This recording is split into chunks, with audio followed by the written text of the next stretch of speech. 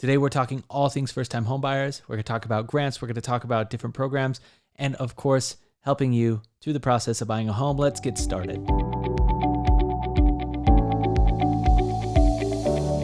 Thank you so much for joining and watching this video. We're going to talk all things first-time home buyer, whether you're a young working professional, you are a family man or woman, and you are just trying to get into a home. This video is for you. There are so many important steps in buying your first home.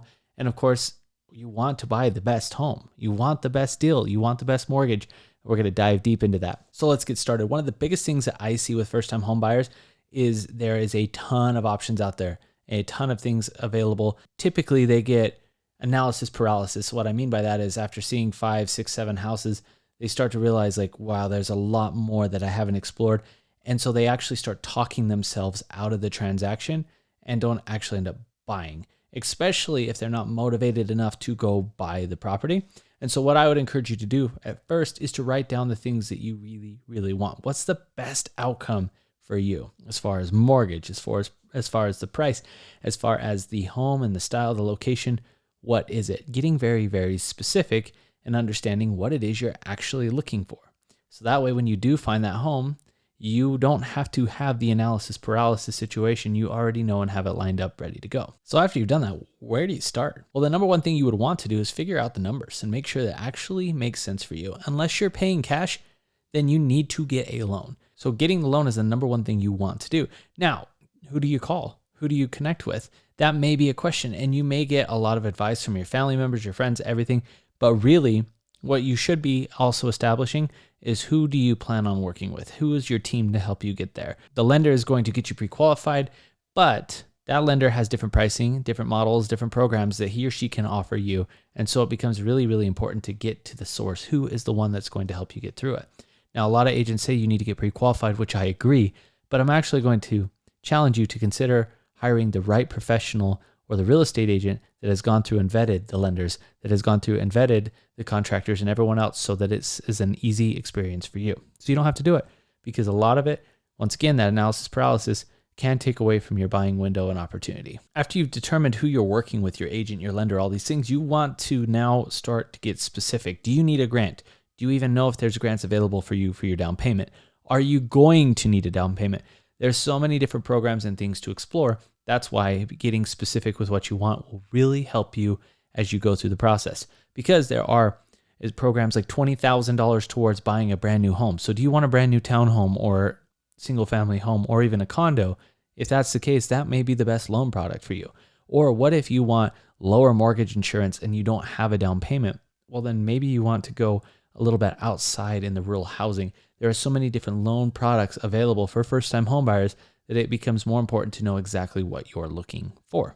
A great lender and a great real estate agent are going to be able to guide and direct you on what it is will be the best product for you in order for you to buy your home, and the lender and the real estate agent work harmoniously together. That's why it's so important to go talk with the agent first, because the agent has already vetted out their preferred lender who is going to be the best fit for your style and what you need. Obviously, let's talk about the real estate agent for a minute. You want a real estate agent that knows what they're doing. You see, out of the state of Utah, about 25% of real estate agents actually work full time. I'm one of them. And really what that means is the other 75% are caught up in their jobs, they're caught up in their life and everything else. When do they have time to actually know what's happening in the market? They don't. And so what you want to start to consider is, just because your aunt, your uncle, your best friend from 5 years ago are real estate agents, that may not actually be the best fit for you based off what you're trying to get. You want someone that actually knows what they're doing, right? It comes back down to hiring a lawyer. Are you going to hire the lawyer in the nice building, the nice firm that you know is going to get you the best results? Or are you going to go find a lawyer off the side of the road or someone that has never had experience in this particular situation? Now, a lot of agents will say all agents are the same. Yes and no, because the agents that differ, the higher producers, they're the ones that have the systems and processes to make this the most easy transition and transaction of your life, getting you what you want with the results that you want, as opposed to the other one is going to be a bunch of dramatic issues and problems. There's always problems with unexperienced agents. Always. And these are the first couple steps. Like, you obviously want to talk to your lender. You want to get into plan going. And then after you have the plan and the strategic execution of where to go, you now know that you're going to get the very, very best results. You're going to get the house you want. It becomes really easy knowing here's your payment, here's your house, this is what we're going after, and also knowing your numbers in the negotiation. See, a lot of first-time home buyers, they don't do this research. And then they come in and they put an offer in, and then they get the loan estimate and they find out that their payment is astronomically high. And then they realize, oh, I can't actually afford this. Even though on paper it says I can, I really can't.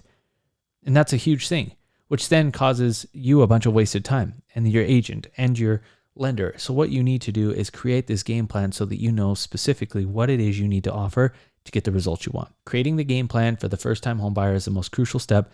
Once you understand where you're going, it is going to become really easy. Then after that, after it's all said and done, now it becomes a mind game of, is this truly what I want, or is there other things that I want? And understanding the why you want this particular house for very reasons will help you get the results you want. The last thing you want is buying a home that a year or 2 years later, you decide, we actually don't like this house anymore. It sucks.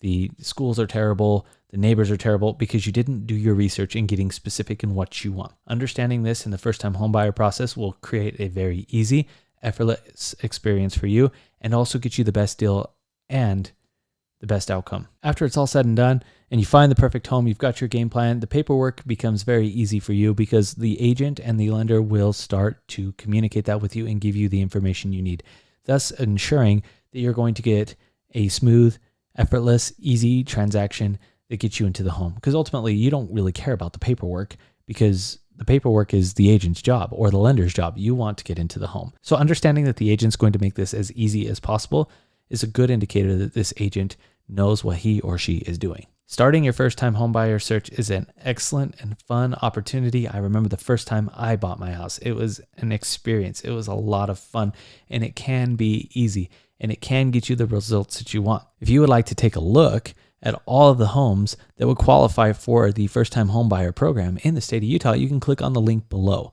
And getting that information will help you start to get an idea and make your plan of what it is you want in your next home or in your first home. Thank you so much for watching this video, and I hope you have a wonderful day.